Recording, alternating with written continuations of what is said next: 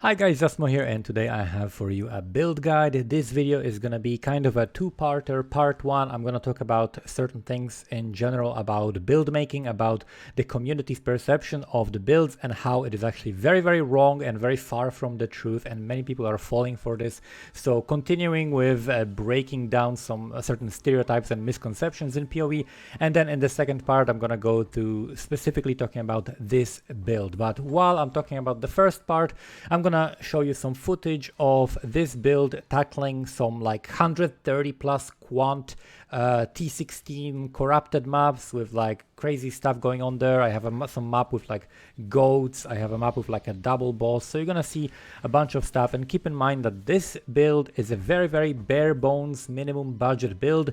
I put on myself a restriction to make sure that none of the pieces, none of the items or gems or cluster jewels, nothing could be worth more than 50 chaos. So all the pieces that are making this build can be very easily acquired, because there isn't a single piece of gear on this character that I paid more than 50 chaos for. Some pieces I paid 1 chaos or 2, or some pieces I paid 10 chaos for, some pieces I paid 20 chaos for, and then a couple pieces I paid 50 chaos for.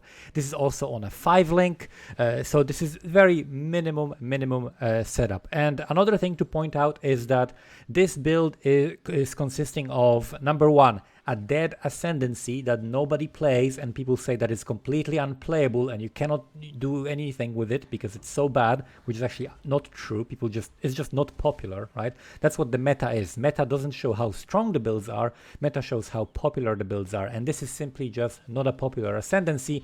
Doesn't mean it's bad, because as you can see clearly, it's really well handling the content very well on a super minimum budget.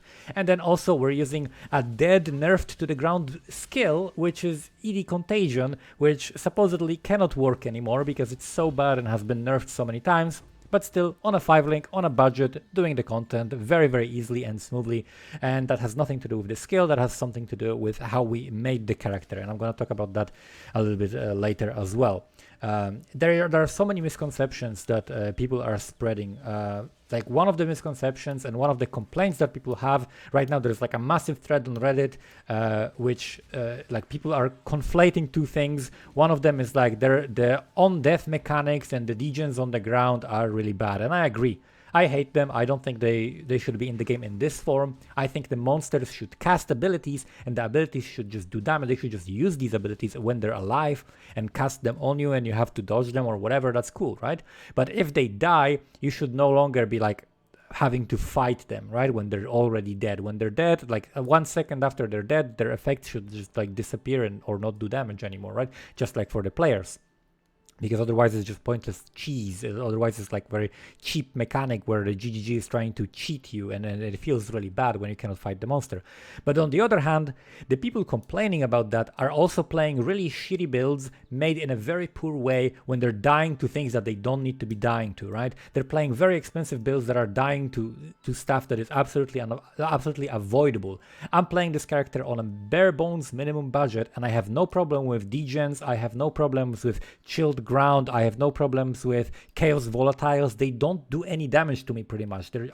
I'm like in T16 corrupted maps, I'm doing them like with just crazy essences and stuff like that, and they have these like on death effects, these chilled grounds, these chaos volatiles exploding on top of me, and my character doesn't even budge, right? It's no problem if you build your character correctly. So I'm going to talk about how to do that, right? So you cannot, you know, put these things in one basket. Like the good design, bad design is one thing, but that doesn't mean the game is too hard, right? The game is not too hard if you can make your character in a proper way, right? So what makes a good build? What makes a good build is basically like ticking different checkboxes, right? Like, are you immune to this? Can you deal with that? Can you deal with that? Can you deal with that, right? All of these things this build does, and I'm going to show you exactly how. So first of all, maybe let's talk about the offensive setup, because that's going to be the quickest thing that we can talk about. That is the least important thing as well, because as long as you're using a decent scale with decent scaling, you know, you're not using something like conversion trap, then you're gonna be fine, right? So for the offensive setup, you want to make sure that you can scale your damage in multiple ways. We can scale our damage through gem levels, and we can scale our damage through increased chaos damage, through chaos damage over time. We can scale our damage through wither effect. We can scale our damage also through debuffing the chaos resistance of the enemies. We can scale our damage through chaos damage over time multiplier and just damage over time multiplier. So that's how we can scale it. So what are we using here is Essence Drain. We got Essence Drain linked with Efficacy, Void Manipulation, Control Distraction, and Swift Affliction. And again, none of the gems here are worth more than 50 chaos. There, you're gonna see something like Anomalous Intensify, and you're gonna be like, oh my god, you're using anomalous gems. Yeah, this gem costs like 7 chaos. So you can totally afford that, and you can have the extra AoE, extra 10% AoE. Same with like Anomalous Increased Area of Effect. I think I paid less than 10 chaos for that as well and just leveled it myself. And I still don't even have max quality on this, right? I think I just added 10% quality from Harvest and then a couple from GCP. So some of the gems have quality, some don't, and there is nothing crazy in here. Then we've got Blight. We've got Val Blight, just bought level 1 Val Blight, 20% quality, very cheaply. Then we've got Infused Channeling with it, Efficacy, and Control Distraction. Everything is also going to be in the POB. Then we've got Contagion linked to the, again, Anomalous Intensify for the area and increased AoE, as well as Arcane Surge. So we're getting Arcane Surge by using that. That's when it comes to the damage. Then we've got the auras, which are Malevolence, Grace, and also low-level Clarity for some extra mana regen. And then we've got Despair, which we are self-casting when I need to on like a giant essence rare or on a boss, things like that. You can also put that on a trigger setup on a wand if you want. In the wand we have Immortal Call with cast when damage taken, and also Frost Shield with cast when damage taken. And then for mobility, I have Shield Charge with faster attacks, making zoom, very quickly moving around the map, and then Flame Dash for traversing through bigger gaps or for breaking the vines that are going to be put on your character. So that's when it comes to that. When it comes to the gear, I'm going to go through every single piece and tell you basically what you need for this character. The wand, I think I bought the wand for 5 chaos, and I put on it a 4 chaos craft. So for the wand, we are looking for +1 to level of all chaos spell skill gems. This is going to be the most budget option, and then you want also increased spell damage on it. If you can get some projectile speed or cast speed, that is very helpful, but not necessary. Cast speed is just basically like a quality of life improvement. It doesn't really increase your DPS that much. It just makes it so that you spend less time in the casting animation, which is very nice. And then chaos damage over time multiplier or damage over time multiplier is another thing we want on that. If you wanted to upgrade that, you would go for another +1, so you'd go for like a +2 wand, so +1 to level of all spell skill gems on top of that. Then we have also a helmet. For helmet, I went for a Hubris Circlet. I bought the Hubris Circlet with the enchant for very cheap, and I just put a couple of essences on it and then some Eldritch currency on it just until I hit something decent that is usable. So for example, enemies you hit recently have reduced life regeneration rate is very nice, because when I hit someone with Essence Drain, that actually has a hit component, and then that allows me to make it so that they have reduced regen, and I can actually, I'm dealing damage over time, so regen is actually very much like against what I'm doing, right? Like regen is hurting dot builds more than regular builds, because you tend to kill things over time. So over time the enemy is gonna get more benefit from regen, so this is a pretty useful mod. Then some cast speed, and I got some energy shield and life and resistances, and some life regeneration. Life regeneration should not be undervalued, because actually it's a very important part of your build, and it's a very important part of what's gonna help you dealing with all these degens. So if you have like a giant like T1 life regen roll where you have like 50 life regenerated per second or something like that, this is very much worth considering to have on your build as something that will be very, very helpful. And then I put this on Hubris Circle because I thought I'm gonna possibly go with the Escape Artist node. I decided in the end against it, and I'm gonna explain later why. But for that reason I went with this. Extra energy shield doesn't hurt because we are running Ghost Shrouds as well. Then we've got the chest. On the chest, you're looking for spell suppression, you're looking for armor, you're looking for evasion and energy shield, and you're looking for life, and that's it. You could get a prefix with avoidance, ailment avoidance, but it's going to be actually quite difficult to get because you're gonna have to also have the evasion rolls, and it's really hard to fit life and evasion rolls and also that as well. So I bought this for this I think for as a 5 link, I was at like 40 something chaos, I think. And then we put a couple of eldritch currencies, and I got a chance to block, and I got +1 to all res, which is actually very, very good. So I'm happy with that a lot. And then we've got the boots. Boots are actually very easy to craft. Boots are something that I got a lucky craft here. This would normally be worth much more, but I made them for less than 50 chaos, right? I literally made them for less than 50 chaos. The way you make these boots, I'm gonna explain, is simply you grab a pair of slink boots that is item level 86 plus, and you grab an essence that is essence of loathing, deafening essence of loathing, and that on boots it's gonna give you chance to avoid elemental ailments. So you can get up to 35% chance to avoid elemental ailments. Then you get chance to avoid elemental ailments on the eldritch currency. So using the Ether of Worlds implicit, you're gonna get chance to avoid elemental ailments, and that together with the anointment that I have here, crystal skin, and this node is gonna give you 100% chance to avoid elemental ailments. So 100% chance, ignite, chill, shock, freeze, and as well as a brittle, scorch, and sap avoidance, which means we're immune to that and we don't have to worry about it. It's super important, very big quality of life. So I happen to spam this essence. I used like 2 or 3 essences, I think 2 essences or 3 essences on those boots, and I rolled the life and spell suppression immediately, and that was amazing. Like we had like a T2 spell suppression and a life roll, which is amazing. So I just crafted the movement speed with onslaught on that, and I was very happy with this pair of boots. I enchanted it when I was doing Uber Lab as well myself for the region. Then we've got a belt. On the belt we've got life and res. There is nothing else to it, just a leather belt with life and res, just to fit like all the resistances that I needed. I made sure that I have an empty suffix so I can craft chaos resistance on this because chaos resistance is very, very useful this league. And as you can see on my defense page, I have 79% chaos res. So I get 79% fire, cold, lightning, and chaos. 79% chaos res. That's why the chaos volatiles falling on my head do nothing to me and I don't have to worry about them at all. And this is all accomplished on that low budget. Then we've got rings, same story. We've got a ring with life resistances, and I made sure there's an empty suffix so I can craft the chaos res. And then I got another ring that I went a little bit more ambitious. I got a base for 1 chaos and I used essences. These are the essences of envy, which give you chaos damage. So I was hoping for some resistances in life. I had resistances and damage recouped as life, which is really cool mod to have. And then I crafted life on that. You can have just any life resistances with that essence. If you hit, it's gonna be pretty good on a ring. When we have the something here, amulet. Okay, we've got an amulet. I bought an amulet with +1 to level of all chaos skill gems and damage over time multiplier, and it also had cast speed and an empty prefix so I can craft life. I bought it very cheaply because together with the anointment, which costs let me see, 1 silver, 1 black, and 1 whatever it is, like tea color oil, which are pretty cheap as well, but together the anointment and the amulet together cost less than 50 chaos when I bought it, right?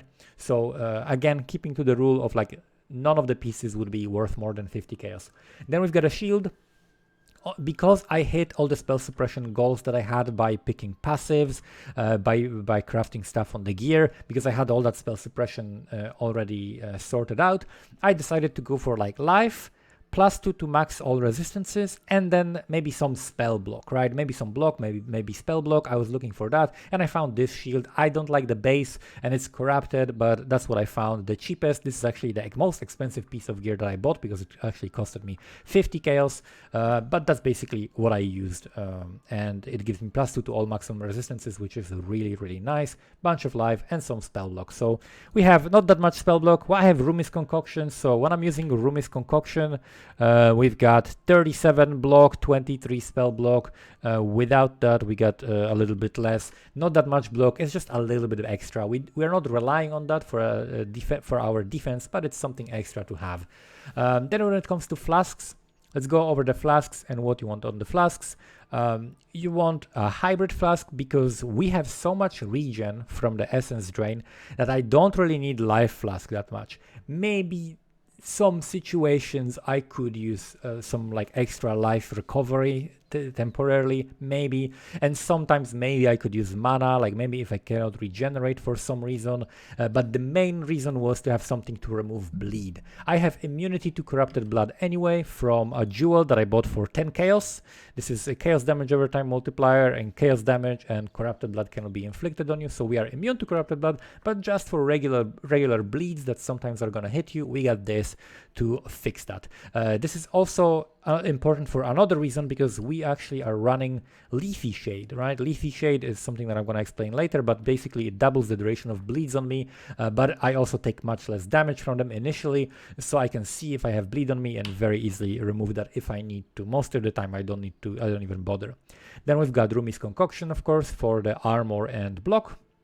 Then we've got Jade Flask with increased duration, and I also have a reduced mana cost of skills during Flask effect. This actually maybe not needed, but I got it initially because before I got my Uber Lab, before I got the Weave the Arcane, I was like unhappy with how much mana I was spending for my skills, so I decided to add something to make the build more smooth in terms of the gameplay. Then we've got Quicksilver of Adrenaline. I rolled that myself. You basically have to get item level 85 in order to roll the T1 movement speed, and then I rolled some duration on it, and I was happy with that. So just a Quicksilver Flask, but just well rolled. And then we've got Quartz Flask. This is with reduced effect of curses on you, so this goes even higher. This can go up to like 65 or 70, something like that. So you can have reduced effect of curses on this. So this is like 50%. Then we've got also Pantheon that takes care of 30%, and then we've got passive skills that take care of 20. So I have exactly 99% reduced effect of curses on me while this flask is active, which basically means while mapping, the curses aren't doing anything to me. So I'm pretty much taking care of that as well, just covering all the bases, making sure that I'm not gonna have like vulnerability on air and bleed on me and not being able to deal with that and stuff like that, right? So that's when it comes to flasks. Now let's talk about the passives. So for the passives, in terms of these points, I recommend going first for Patient Reaper, and then second for Prolonged Pain, and then third for Weave the Arcane, and then fourth for Swift Killer. You can switch the order of that, but this is what I would go for because this Weave the Arcane is going to help you with the mana.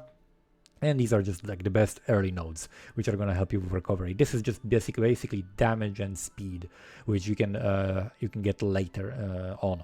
When it comes to the passives, there's going to be everything explained in the POB as well. So we're basically grabbing all this damage over time, chaos damage life here. We're grabbing this wheel with the mastery chaos damage over time multiplier per 4% chaos res. And because I have nearly 80%, so that's like 19% chaos damage over time multiplier from this, which is massive. That's a huge amount of damage. We're picking up live and some grace reservation, which actually I don't need at this point. This is something that you basically pick if you need some extra mana, but after picking with the Arcane, I actually don't need that. Then we've got the Charisma wheel with increased mana reservation efficiency of skills. We're going left side for some spell suppression, Profane Chemistry. This is going to give us some flask charges while bossing as well. The duration, which is very nice, and life. And if I really wanted to invest more into that, I would grab a Thread of Hope here. With the large radius that would grab these three duration nodes as well as the Harrier node, which is very, very nice for this build. So those three and this with the Thread of Hope in here is an upgrade that you can go for, but it didn't fit the budget, so I didn't use it. Then we've got spell suppression in here, and then we've got a large cluster jewel with Touch of Cruelty, Unholy Grace, and Wicked Pal.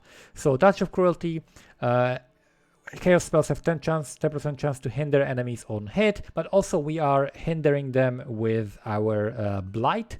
So Blight is taking care of that, as well as this. We are hitting with ED, because ED actually has a hit component. So whenever we hinder enemies, they take 10% increased chaos damage.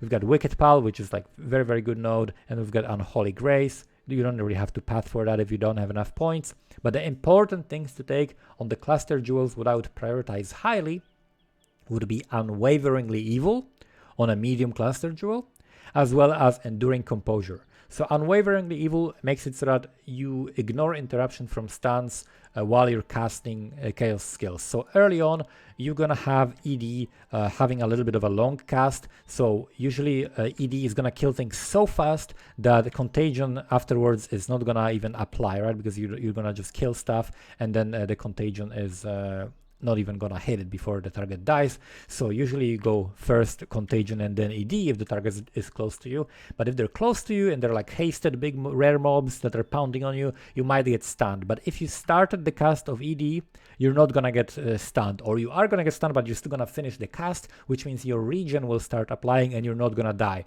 Without that node, you're actually gonna notice that you feel more squishy for some reason and things do more damage to you for some reason. That's because your ED is not going off right away, it's going off after the stun, so you're taking more damage without the regen. So that's why that node is actually very, very strong on this build. And then Enduring Composure, you're gonna take a bunch of damage as long as you're taking damage like once every 10 seconds or something. Then you're gonna be on full endurance charges all the time, and then you're also going to be using that for Immortal Call. So Immortal Call is gonna consume these endurance charges, and because we are stacking insane amount of duration, our Immortal Call actually lasts 2.5 seconds, right? And then because it consumes the charges, that is 20% increase buff duration per charge times 3, so 60% increase. So it's gonna last like about 4 seconds or something like that. So by the time your Immortal Call runs out, you're gonna be back to full endurance charges. So Immortal Call procs when you get hit, and also Enduring Composure procs when you get hit. So as you have the Immortal Call running out, you're gonna have full endurance charges again. So you are never vulnerable to face damage in that sense. There's always something covering you, and it's a very, very cool setup. I definitely enjoy it, and it makes my character very, very tanky.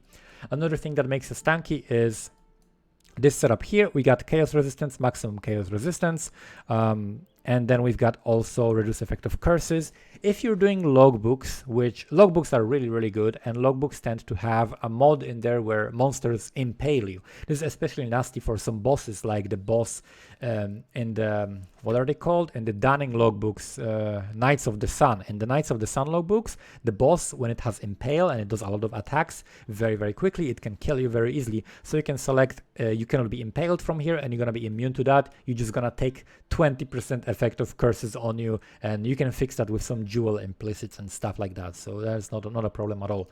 Then we've got Ghost Dance. Ghost Dance recovers energy shield when we get hit. This recovers, I don't know, something like 600, 700 per hit in my current setup without the Flasks active. With Flask active, maybe like 1000 or 800, somewhere in that vicinity. So I got enough ES to cover that. So basically whenever I get hit, if I haven't gotten hit in a while, and that usually is the case, then I'm gonna recover the ES, and basically it's gonna look like I'm taking no damage. So a lot of the time when you're mapping, unless you're doing something really, really crazy, it looks like your character is just not taking damage in the situations where any other character would take a lot of damage, right? Then we've got also Atrophy for skill effect duration, chaos damage. We've got some life energy shield nodes, damage over time. This mastery gives us skill effect duration. So as you can see, we got duration here, duration here, duration here, duration here, duration on the ascendancy, 20% more, 10% more. So we've got tons of duration. So even with Swift Affliction, my essence drain lasts for 8 seconds. 8 seconds even with Swift Affliction. Without Swift Affliction, it would be over 10 seconds, right?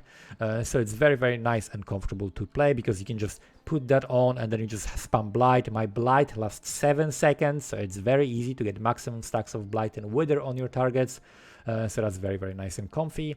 Then we've got these nodes, which are very powerful. This is 25% chance to avoid being stunned, 25% chance to avoid elemental ailments, and 30% increased spell damage. Honestly, this is one of the most insane notables on the tree. It's super powerful and helps you get the element immunity. Then we've got Leafy Shade. Leafy Shade makes you take 50% less damage from damage over time if you started taking it in the past second. So for example, the chilled ground or like some kind of a degen on the ground you walk into, you're just gonna be taking half damage from it, and basically after 1 second you're probably gonna move out of that. And so this is like 50% less damage over time taken most of the time. It's absolutely insane. And the negative side of it, 100% more duration of ailments, pretty much doesn't apply to me, because for bleed I remove it with a flask or I'm immune to it. For elemental ailments I have 100% avoidance for elemental ailments, so I don't care about them. And for poison I have 79% chaos resistance, so nothing really does damage to me with chaos anyway, because the game is balanced kind of around having much less of that. So I'm totally fine with all of the drawbacks and doesn't really do anything to me. So this is an amazing node, and that's why being in this part of the tree where you can grab spell suppression, where you can grab Leafy Shade, is extremely, extremely powerful. And then also this like chaos resistance. And then we've got AoE, because AoE always feels nice. This is something I recommend pathing to early. Like when you start leveling, path this way, grab the Fangs of the Viper for movement speed chaos damage, but then grab the life, grab this damage over time, and then go for AoE. This is gonna make it so that your leveling is much smoother and much nicer. So that's basically it when it comes to the passives. The build is really self-explanatory. I think I went over all the layers of defense, all the offensive layers. We have a lot of speed, we have a lot of clear speed, because of course this is ED Contagion, so as long as we have a decent enough AoE, and we do, all the damage is going to spread. You also have Val Blight, which is very satisfying to use, especially if you have the Sextant for Val skills. You're gonna be able to just spam it all the time, and you can do pretty much all the content in the game.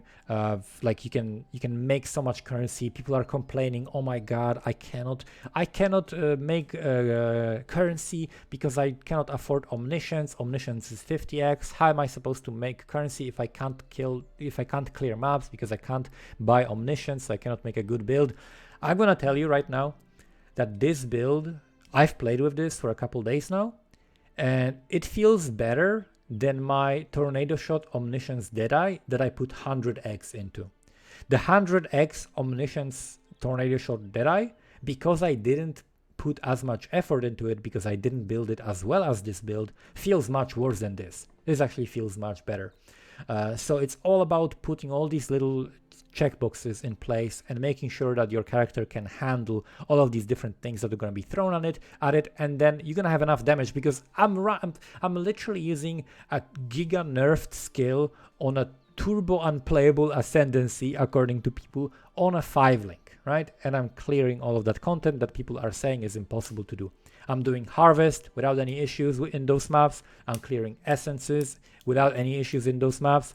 You have seen at the beginning of the video a footage, or maybe now you're gonna see a footage of me clearing like 130% quantity Crimson Temple with a Sentinel that empowers 150 enemies, and it's absolutely insane, and we're clearing that without dying a single time very, very easily.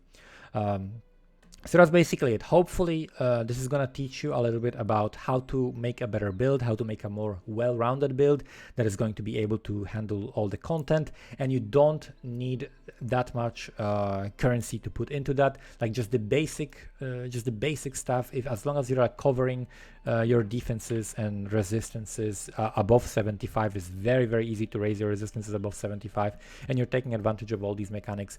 You're gonna have much easier time than someone on like a Giga Juice Omniscience build that is running Blood Rage and has negative regen, and then walks into chilled ground without having chill immunity or anything, and just dies, and then goes on Reddit and, oh, GGG, you ruined the game, my mirror bow build cannot clear T16 maps. Like, people are just making trash builds and then complaining about it and playing very poorly, and it has nothing to do with that. So hopefully you can learn something from that. Thank you so much, guys, for watching. You're gonna find the POE in the description. See you next time. Bye bye.